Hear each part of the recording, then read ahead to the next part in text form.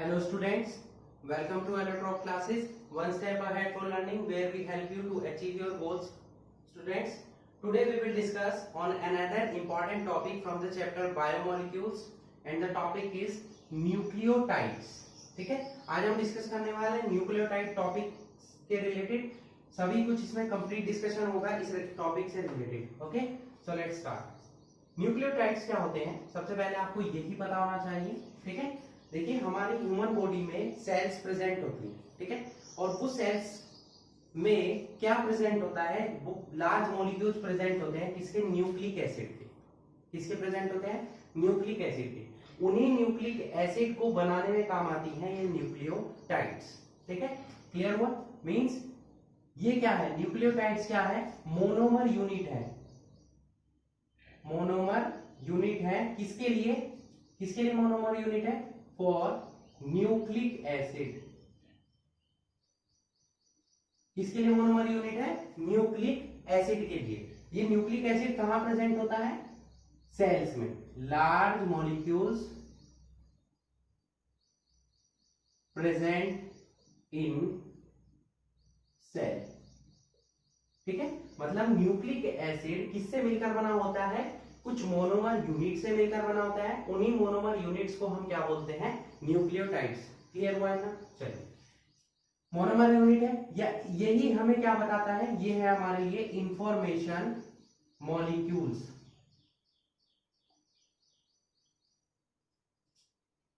किसके लिए, information molecules भी हम इसको बोल सकते हैं. किसके बारे में इंफॉर्मेशन देता है, सेल के बारे में, ऑफ द सेल. ठीक है, या बोल सकते हैं इसको क्या, energy controller of the cell. ठीक है, ये सभी इसी की डेफिनेशन है कि न्यूक्लियोटाइड्स क्या होते हैं. Nucleotides are the monomer unit for nucleic acid. The nucleic acids are the large molecule present in the cell. Next, they are the information molecules of the cell, or we can say that they are the energy controller of the cell. समझ आया आपको. Nucleotide जो है cell में कितनी amount में present होते हैं, 2%. Approximate 2% nucleotides are present in the cell content. Clear हुआ है क्या आपको. चलिए, अब मान ले हम मोनोमर यूनिट ले लें और उसी की पॉलीमर यूनिट ले लें. मोनोमर यूनिट क्या है, जैसे कि राइबो न्यूक्लियोटाइड, या इसको ही हम राइबोटाइड भी बोलते हैं. ये उसकी मोनोमर यूनिट है. ऐसी दूसरी मोनोमर यूनिट है डीऑक्सी राइबो न्यूक्लियोटाइड. या इसी को हम क्या बोल सकते हैं, डीऑक्सी राइबोटाइड. क्लियर हुआ इतना आपको. ये क्या है, मोनोमर यूनिट है. और इनसे बनने वाले पॉलीमर क्या होंगे, इनसे बनने वाले पॉलीमर आपने सभी ने पढ़े होंगे. राइबो न्यूक्लियोटाइड से क्या बनता है, राइबो न्यूक्लिक एसिड. और डीऑक्सी राइबो न्यूक्लियोटाइड से क्या बनता है, डीऑक्सी राइबो न्यूक्लिक एसिड. सभी ने पढ़ा है, नहीं याद आया, अब आ जाएगा. आरएनए, डीएनए, सभी ने पढ़ा है. डीएनए, आरएनए, ये जो हमारी ह्यूमन बॉडी में प्रेजेंट होते हैं वो क्या होते हैं, पॉलीमर्स होते हैं. न्यूक्लिक एसिड क्या होते हैं, पॉलीमर होते हैं. ये किससे मिलकर बने होते हैं, राइबो न्यूक्लियोटाइड से और डीऑक्सी राइबो न्यूक्लियोटाइड से. यही क्या है, मोनोमर्स कहलाते हैं. किसके, पॉलीमर्स के. ठीक है, पॉलीमर कौन से हैं, न्यूक्लिक एसिड. मतलब न्यूक्लियोटाइड देखो अब कितने इंपॉर्टेंट हुए. डीएनए आरएनए सभी को पता है कितना इंपॉर्टेंट होता है. तो ये डीएनए आरएनए किससे मिलकर बना होता है, न्यूक्लियोटाइड से. इसीलिए न्यूक्लियोटाइड टॉपिक हमारा क्या हो जाता है, इंपॉर्टेंट हो जाता है. ठीक है, क्लियर हुआ इतना आपको. चलिए, अब बात आएगी कौन कौन से एलिमेंट्स प्रेजेंट होते हैं इसमें. Elements present in nucleotides. कौन कौन से एलिमेंट्स होते हैं जो न्यूक्लियोटाइड्स में प्रेजेंट होते हैं, बताइए.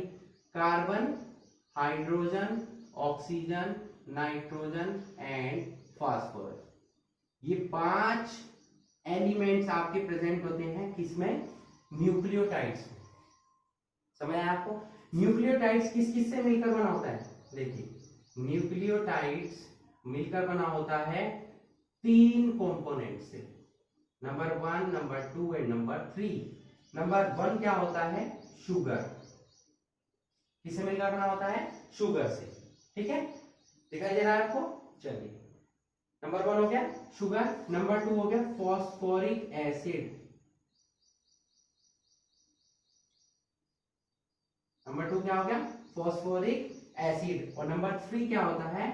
Nitrogenous base. इन तीनों से मिलकर बनता है न्यूक्लियोटाइड, और न्यूक्लियोटाइड से मिलकर क्या बनता है? Nucleic acid. समझ आया आपको? ठीक है, अब वन बाय वन इनकी स्ट्रक्चर हम डिस्कस कर लेते हैं। कौन कौन से शुगर होती है, कौन से फास्फोरिक एसिड किस फॉर्म में मिलता है, नाइट्रोजनस बेस कौन कौन से होते हैं जो कि अलग अलग प्रेजेंट होने पर आपकी स्ट्रक्चर चेंज कर देते हैं किसकी? न्यूक्लियोटाइड्स की। Okay, so please note it.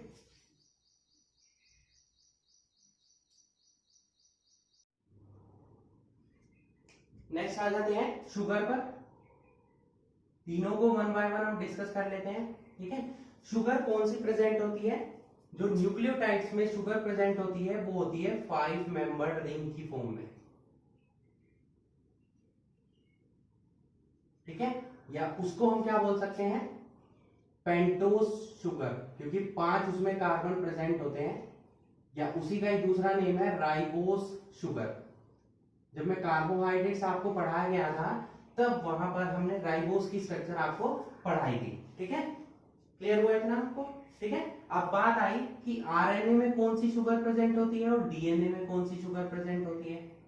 RNA में कौन सी शुगर प्रेजेंट होती है? RNA contains ribose sugar. RNA में कौन सी शुगर प्रेजेंट होती है? राइबोस। उसका फॉर्मूला क्या होता है? C5H10O5। राइबोस में कौन सी शुगर प्रेजेंट होती है? आरएनए में कौन सी शुगर प्रेजेंट होती है? Ribose sugar. उसका फॉर्मूला क्या होता है? C5H10O5। डीएनए में कौन सी शुगर प्रेजेंट होती है?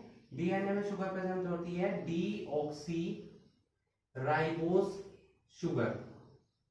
इसका फॉर्मूला क्या होता है? C5H10O4। अब एक ऑक्सीजन कम हुई, ये डीऑक्सी जो वर्ड है, डीऑक्सी का मतलब, डी का मतलब होता है सेपरेट करना, ऑक्सी का मतलब ऑक्सीजन। एक ऑक्सीजन सेपरेट करेंगे तो O5 की जगह कितनी ऑक्सीजन आ जाएंगी? यहाँ पर O4 हो जाएगा। ठीक है, दैट्स व्हाई डीएनए की जो नेम है वो डीऑक्सी राइबोस न्यूक्लिक एसिड है। वो इसी वजह से है क्योंकि उसमें एक ऑक्सीजन कम होती है। अब आ जाते हैं इनकी स्ट्रक्चर पर। ठीक है, राइबोस शुगर की और डीऑक्सी राइबोस शुगर की। तो 5 कार्बन की रिंग प्रेजेंट है यहाँ पर, ये आप देख सकते हैं। 5 कार्बन की रिंग को हम ऐसे प्रेजेंट करते हैं। तो यहाँ पर हमें स्ट्रक्चर बनानी है किसकी? राइबोस शुगर की। राइबोस की स्ट्रक्चर मैंने आपको कार्बोहाइड्रेट्स में पढ़ाई थी। तो यहाँ पर क्या आ जाएगा? OH, यहाँ H, यहाँ H, OH, H, OH, यहाँ आ जाएगा CH2OH और यहाँ हो जाएगा H।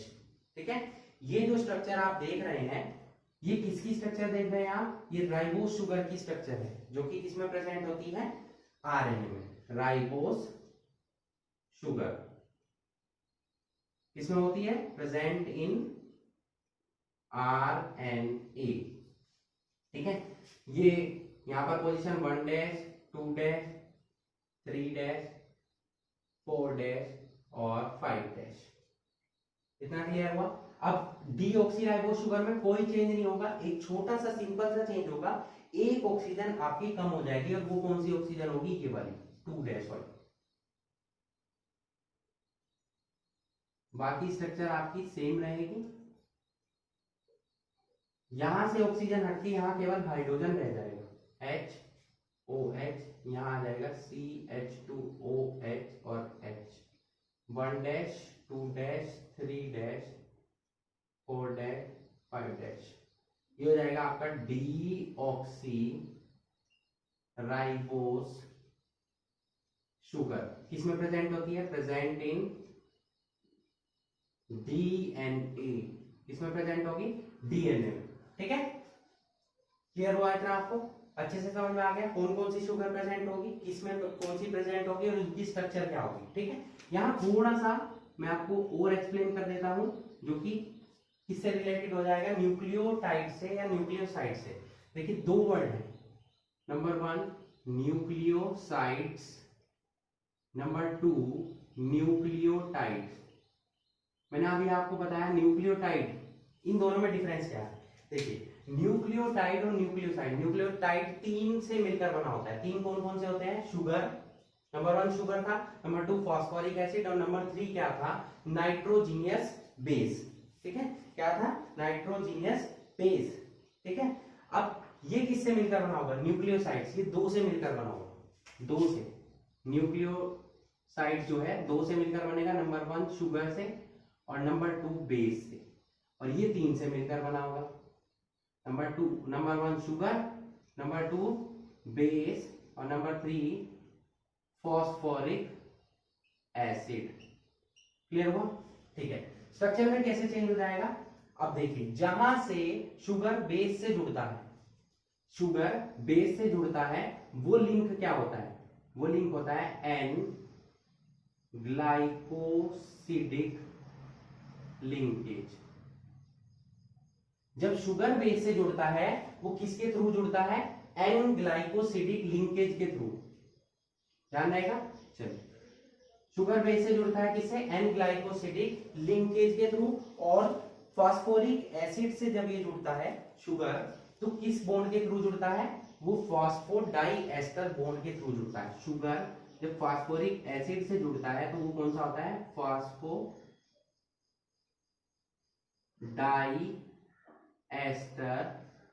बॉन्ड। ठीक है, किसके थ्रू जुड़ता है, फॉस्फोडाइएस्टर बॉन्ड के थ्रू जुड़ता है। शुगर जुड़ेगा बेस से किससे, एन ग्लाइकोसिडिक लिंकेज के थ्रू, और शुगर फास्फोरिक एसिड से जुड़ता है फॉस्फोडाइएस्टर बॉन्ड के थ्रू। अब अगर मैं यहीं पर आपको क्लियर कर दूं, ये आपने नोट कर लिया होगा, न्यूक्लियोसाइड्स अगर हम बनाए तो कैसे बनेंगे। ठीक है, तो शुगर का अटैचमेंट होगा किससे, न्यूक्लियोसाइड में, बेस से। और वो बेस कहाँ अटैच होता है, यहां पर, यहाँ OH की रिप्लेसमेंट कर देगा बेस, क्योंकि OH बेस में भी क्या प्रेजेंट होता है, OH, तो यहाँ OH की जगह हम क्या नोट कर देंगे, बेस। तो ये जो स्ट्रक्चर बनी ये किसकी बन जाएगी, न्यूक्लियोसाइड्स की। ये राइबोस न्यूक्लियोसाइड हो जाएगा, और ये क्या हो जाएगा, ये हो जाएगा डीऑक्सीराइबोस न्यूक्लियोसाइड। ठीक है, यहाँ पर ये शुगर है, ये शुगर से स्ट्रक्चर आई, इतनी स्ट्रक्चर किसकी हुई, शुगर की, और उससे बेस अटैच हो गया, तो ये किसकी स्ट्रक्चर बनी है, न्यूक्लियोसाइड की। शुगर जब बेस से अटैच होगी, ये जो बॉन्ड है, ये बॉन्ड, यही बॉन्ड हमारा होगा एन ग्लाइकोसिडिक बॉन्ड। ठीक है, ये भी बॉन्ड वही होगा। अब अगर न्यूक्लियोसाइड्स की जगह हम बात करें न्यूक्लियोटाइड्स की, तो न्यूक्लियोटाइड्स में क्या चेंज हो जाएगा, शुगर से अगर इसे नॉर्मल दिखाएं तो बेस और शुगर ये जुड़ जाएंगे न्यूक्लियोसाइड्स में, और अगर इस शुगर से फॉस्फेट भी जुड़ जाए, फॉस्फेट मतलब फॉस्फोरिक एसिड भी जुड़ जाए, तो ये किसकी स्ट्रक्चर हो जाएगी, न्यूक्लियोटाइड्स की। इसकी स्ट्रक्चर हो जाएगी न्यूक्लियोटाइड्स की, क्योंकि मैंने आपको बताया न्यूक्लियोटाइड में 3 चीज मिलेगी, शुगर, बेस, फॉस्फोरिक एसिड, या इसी को हम क्या बोल सकते हैं, फॉस्फेट। क्लियर हुआ, समझ आया आपको इतना।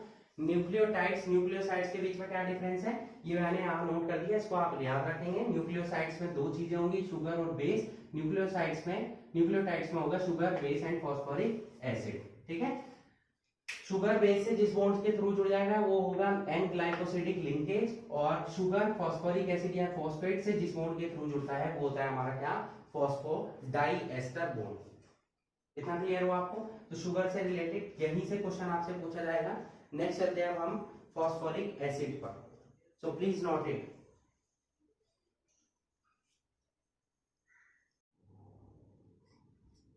नेक्स्ट चलते हैं फॉस्फोरिक एसिड पर।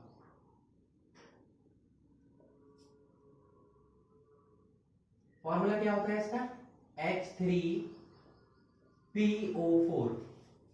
क्या फॉर्मूला है फॉस्फोरिक एसिड का, H3PO4। It is biologically called phosphate. क्या बोलते हैं इसको हम? फॉस्फेट। अभी मैंने आपको नोट कराया कि फॉस्फोरिक एसिड भी बोल सकते हैं फॉस्फेट। दैट कनेक्ट्स, क्या करता है? That connects to sugar molecules with, किसके हेल्प से जोड़ता है उनको? Phosphodiester bond. फॉस्फोडाइएस्टर बॉन्ड की हेल्प से दो शुगर मॉलिक्यूल को ये क्या कर देता है? आपस में जोड़ देता है। ठीक है, स्ट्रक्चर क्या हो जाएगी इसकी? ये इसकी स्ट्रक्चर हो जाएगी फॉस्फोरिक एसिड। ठीक है, क्या करता है? फॉस्फोरिक एसिड जो है दो शुगर मॉलिक्यूल को आपस में ज्वाइन करता है, जोड़ देता है। किसकी हेल्प से? फॉस्फोडाइएस्टर की हेल्प से। ठीक है, कहां जुड़ता है? थर्ड डैश पर और 5 डैश पर। Third dash of one sugar and 5 dash of other sugar. ठीक है, it is responsible for the acidic nature of nucleic acid। Nucleic acid के एसिडिक बिहेवियर के लिए कौन रिस्पॉन्सिबल होता है? Phosphoric acid. ठीक है, समझ में आया आपको? इसीलिए जो न्यूक्लियोसाइड्स हैं और न्यूक्लियोटाइड्स हैं, दोनों न्यूक्लियोसाइड्स जो अभी हमने पढ़े उनमें फॉस्फोरिक एसिड प्रेजेंट नहीं होता है, तो वो क्या होते हैं? बेसिक होते हैं। और न्यूक्लियोटाइड्स क्या होते हैं? एसिडिक, क्योंकि इनमें क्या प्रेजेंट होता है? Presence of phosphoric acid. इनमें क्या प्रेजेंट होता है? फॉस्फोरिक एसिड प्रेजेंट होता है। फॉस्फोरिक एसिड ही रेस्पॉन्सिबल है न्यूक्लिक एसिड के एसिडिक नेचर के लिए। तो यहाँ पर न्यूक्लियोटाइड्स में क्योंकि फॉस्फोरिक एसिड प्रेजेंट होता है, इसीलिए एसिडिक नेचर के होते हैं। जो न्यूक्लियोसाइड्स है उनमें फॉस्फोरिक एसिड प्रेजेंट नहीं होता है, इसलिए वो कैसे नेचर के होते हैं? बेसिक नेचर के होते हैं। ठीक है, तो फॉस्फोरिक एसिड आपको अच्छे से क्लियर हो गया। नेक्स्ट चलते हैं हम नाइट्रोजिनस बेस पर। Third part of nucleosides, third part है हमारा न्यूक्लियोसाइड्स का नाइट्रोजिनस बेस।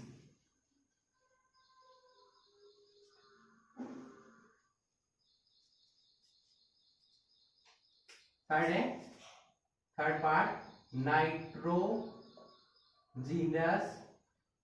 बेस। अब न्यूक्लियोटाइड्स में दो टाइप के, ठीक है, डीएनए या आरएनए में दो टाइप के न्यूक्लियो नाइट्रोजिनियस बेस प्रेजेंट होते हैं। नंबर 1 कौन सा होता है? नंबर 1 होता है प्यूरीन और नंबर 2 होता है पिरिमिडीन। ठीक है, डीएनए और आरएनए में दो टाइप के नाइट्रोजिनियस बेस प्रेजेंट होते हैं। नंबर 1 होता है प्यूरीन, नंबर 2 क्या होता है? पिरिमिडीन। ठीक है, इनकी भी अलग अलग पार्ट होते हैं, वो सभी हम पढ़ने वाले हैं। तो प्यूरीन जो होता है ये, इसमें क्या होती है? दो फ्यूज्ड रिंग प्रेजेंट होती है, 2 फ्यूज्ड रिंग। और इसमें क्या होता है? सिंगल फ्यूज्ड या सिंगल रिंग बोल सकते हैं इसको। ठीक है, इसमें कितने मेंबर होते हैं? 9 मेंबर। 9 मेंबर, कितने मेंबर होते हैं? 9 मेंबर। और इसमें कितने मेंबर होते हैं? 6 मेंबर। ठीक है, नाइट्रोजन कहां अटैच होता है इसमें? नाइट्रोजन अटैच्ड एट कौन कौन से?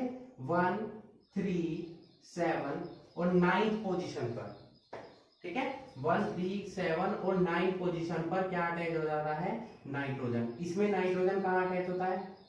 Nitrogen attached eight 1, 3 position. दो पोजीशन पर नाइट्रोजन अटैच होता है इसमें, 1 पोजीशन पर और 3rd पोजीशन पर। क्लियर हुआ? ये बेसिक इंफॉर्मेशन थी प्यूरीन और पिरिमिडीन के बारे में। ठीक है, प्यूरीन कितने टाइप के होते हैं? 2 टाइप के होते हैं। Number 1 adenine, number 2 guanine. इसको कैपिटल ए से डिनोट करते हैं और इसको कैपिटल जी से डिनोट करते हैं, ठीक है। प्यूरिन कितने टाइप के होंगे, 2 टाइप के, एडिनिन और नंबर 2 क्या हो जाएगा, ग्वानिन। क्लियर, याद रखेंगे, थोड़ा सा सेपरेट होगा क्योंकि टिपिकल नेम है, पहले आपने कभी नहीं पढ़े हैं तो ध्यान से पढ़ेंगे। प्यूरिन 2 टाइप के हैं, एडिनिन और ग्वानिन, इसको कैपिटल ए से डिनोट करेंगे, इसको कैपिटल जी से। पिरिमिडिन 3 टाइप्स के होते हैं, नंबर 1 होता है थायमीन, नंबर 2 थायमीन हो गया, साइटोसिन होता है, और एक होता है यूरासिल। नंबर 2 पे हम पढ़ेंगे यूरासिल और नंबर 3 पर पढ़ेंगे हम साइटोसिन, ठीक है। इसको कैपिटल सी से डिनोट करेंगे, इसको कैपिटल टी से और इसको कैपिटल यू से। क्लियर हुआ। अब इनकी स्ट्रक्चर पर आ जाते हैं, ठीक है, स्ट्रक्चर पढ़ लेते हैं। स्ट्रक्चर कैसे बनेगी, इसमें मैंने बताया एडिनिन और ग्वानिन में क्या होता है, 9 मेंबर रिंग होती है। तो कैसे बनाएंगे हम इसको, यहां ध्यान से देखेंगे,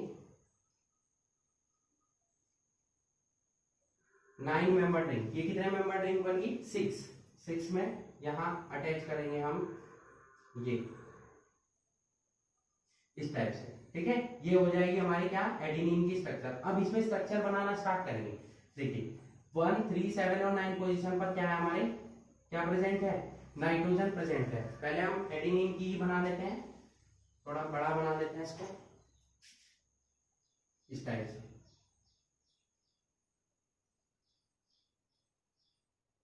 ये स्ट्रक्चर बन गई हमारी 9 मेंबर रिंग स्ट्रक्चर। इसमें 1 पोजीशन पर, 3 पर, 7 पर और 9 पर क्या प्रेजेंट है, हमारे नाइट्रोजन। तो पोजीशन लिखना स्टार्ट करते हैं। यहाँ ये 1 पोजीशन, 2, 3, 4, 5, 6 ऐसे ही नोट करेंगे आप। इधर हो जाएगा 7, 8 और 9 पोजीशन, समझ में आएगा आपको, ठीक है।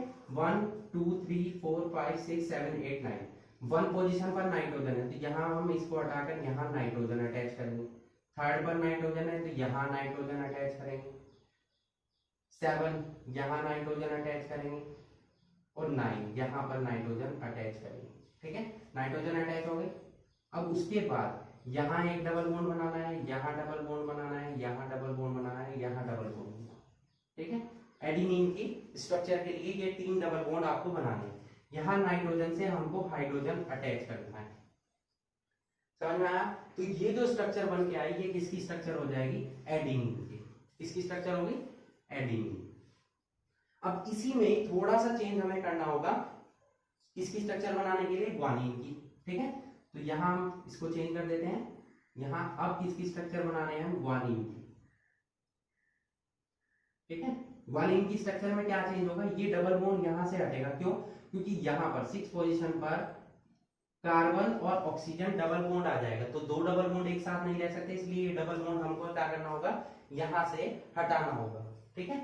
साथ में इस नाइट्रोजन पर हाइड्रोजन अटैच होगा और यहाँ पर NH2 ग्रुप अटैच होगा 2nd पोजीशन पर। तो ये जो स्ट्रक्चर अब बनकर आई है, ये स्ट्रक्चर बन गई हमारी किसकी, ग्वानिन की। एडिनिन की और ग्वानिन दोनों की स्ट्रक्चर आपने बनानी सीख ली, ध्यान से देखिएगा, ठीक है। क्या चेंजेस है दोनों में, एडिनिन में क्या चेंज किया हमने, यहाँ पर CO बॉन्ड जोड़ा, यहाँ पर H जोड़ा, यहाँ पर NH2, तो एडिनिन की स्ट्रक्चर किसमें चेंज हो गई, ग्वानिन। बहुत ही सिंपल है, इस तरीके से याद करेंगे तो आपको याद हो जाएगा, ठीक है। अब आ जाते हैं हम पिरिमिडीन, यूरासिल और साइटोसिन की स्ट्रक्चर पर। पहले हम थायमीन की स्ट्रक्चर बना लेते हैं, उसके बाद बनाएंगे यूरासिल की, देन हम चलेंगे किस पर, साइटोसिन पर, ठीक है। अब आपको क्या बताया, इसमें कितने मेंबर रिंग है, 6 मेंबर रिंग। 6 मेंबर रिंग हम ड्रॉ कर लेते हैं, जैसे बेंजीन की रिंग होती है सेम वही। नंबर डाल लेते हैं 1, 2, 3, 4, 5 एंड 6, ठीक है। नंबरिंग वैसे ही करनी है, तो उससे आपको याद रहेगा। अब यहाँ पर क्या चेंज है, यहाँ पर केवल एक डबल बॉन्ड आएगा, वो भी यहाँ, ठीक है। बाकी 6 पोजीशन पर यहाँ पर क्या आ जाएगा, कार्बन और ऑक्सीजन, और 2nd पोजीशन पर भी कार्बन और ऑक्सीजन।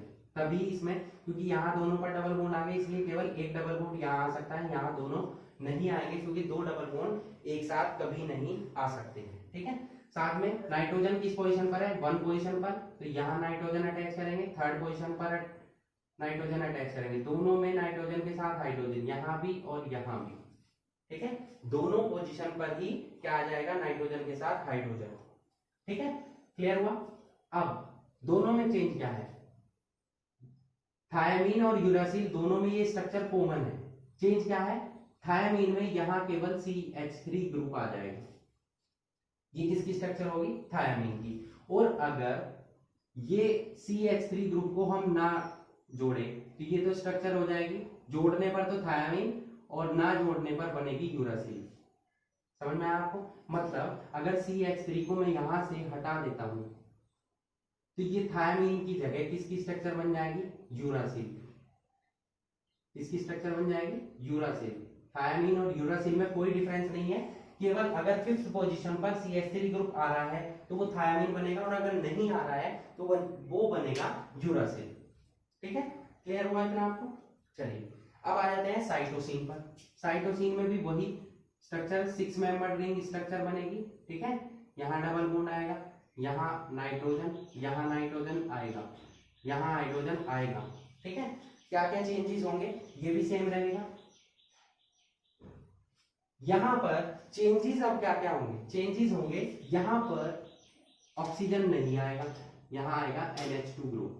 अब डबल बॉन्ड हट गया, यहाँ डबल बॉन्ड हटा तो यहाँ पर क्या आ जाएगा, डबल बॉन्ड आ जाएगा। ठीक है, ये जो स्ट्रक्चर बनी, ये स्ट्रक्चर किसकी स्ट्रक्चर बन गई, साइटोसिन। क्लियर हुआ? तो पांचों स्ट्रक्चर हमने सीख ली। नंबर 1 क्या सीखा,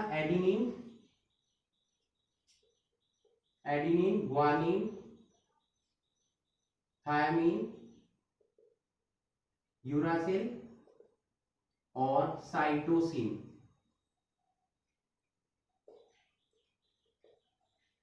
ठीक है, ए से डिनोट करेंगे, जी से डिनोट करेंगे, टी से डिनोट करेंगे, यू से डिनोट करेंगे और सी से डिनोट करेंगे। ठीक है, अब इनकी इंपॉर्टेंस क्या है, मैंने अभी बताया ये डीएनए और आरएनए में मिलकर क्या बनाते हैं, ये डीएनए और आरएनए का फॉर्मेशन करते हैं। अब क्या डिफरेंस होगा दोनों में वो समझ लेते हैं। डीएनए और आरएनए में क्या डिफरेंस आता है इनकी वजह से। ठीक है, अब डीएनए और आरएनए किससे मिलकर बना होता है, देखिए डीएनए में प्रेजेंट होता है एडिनिन, ग्वानिन, थायमीन और साइटोसिन, जबकि आरएनए में क्या होता है, एडिनिन, ग्वानिन, यूरेसिल और साइटोसिन।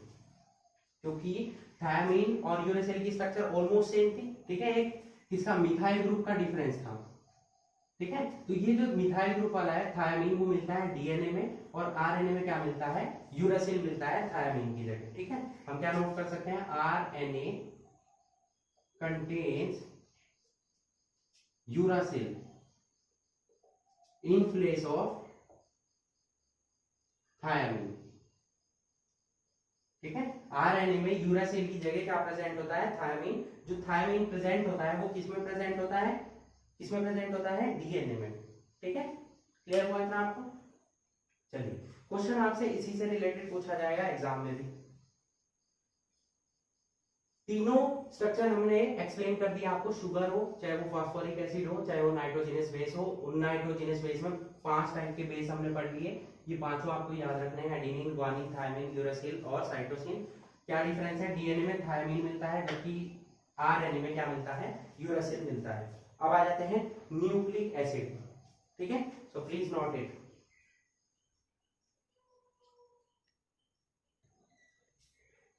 नेक्स्ट चलते हैं हम न्यूक्लिक एसिड पर।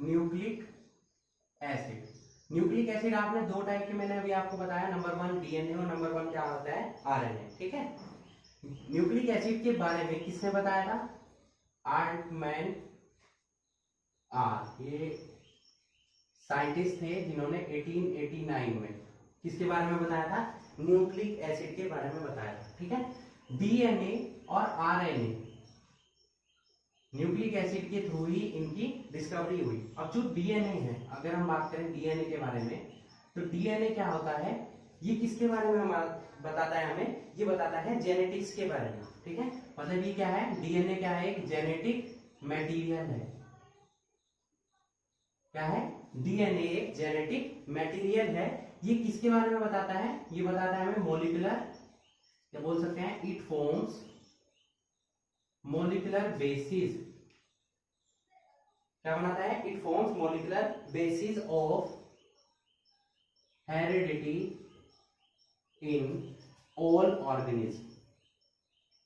ठीक है, जैसे ये चेक होता है कि जो पेरेंट्स के बारे में चेकअप क्या होता है कि पेरेंट्स और उनके जो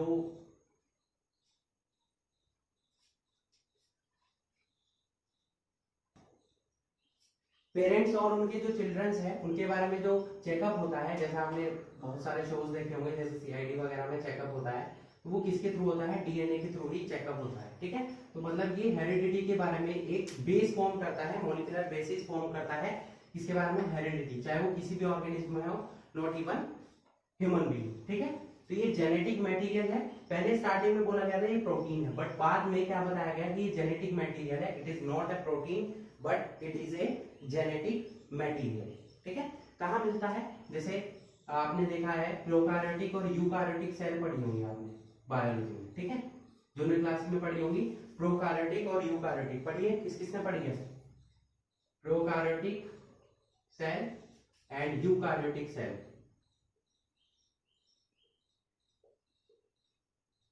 ठीक है, प्रोकार्योटिक एंड यूकार्योटिक पढ़ी है सबने। तो प्रोकार्योटिक सेल के न्यूक्लियस में मिलता है क्या? DNA.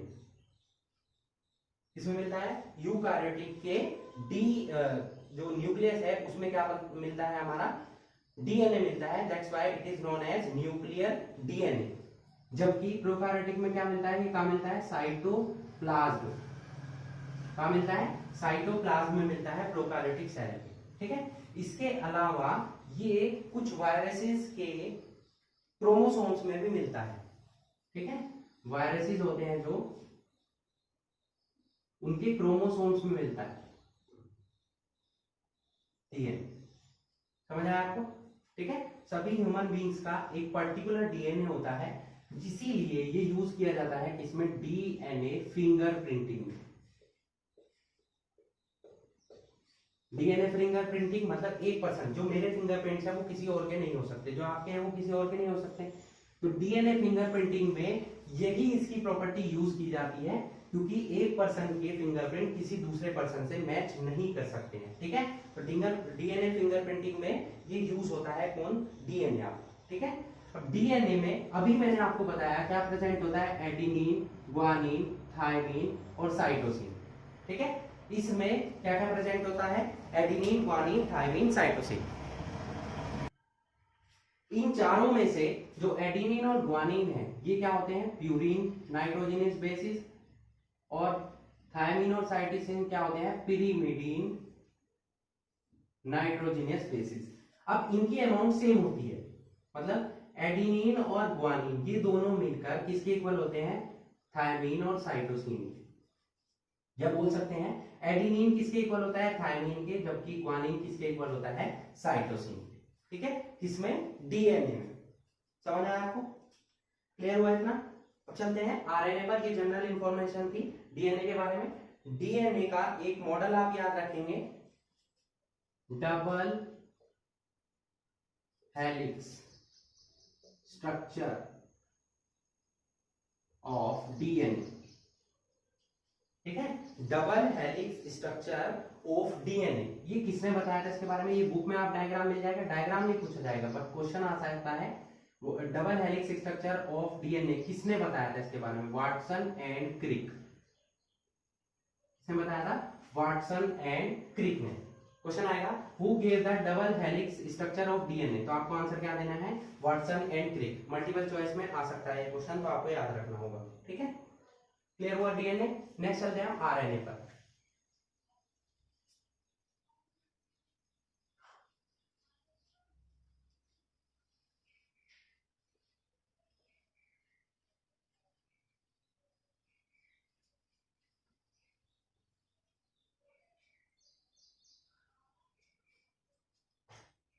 RNA ribo nucleic acid. Exam में क्वेश्चन आरएनए से रिलेटेड क्या आता है?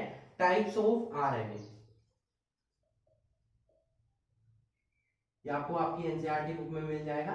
टाइप्स कितने टाइप का होता है? 3 टाइप का होता है आरएनए। ठीक है, नंबर 1 होता है messenger RNA, in short mRNA।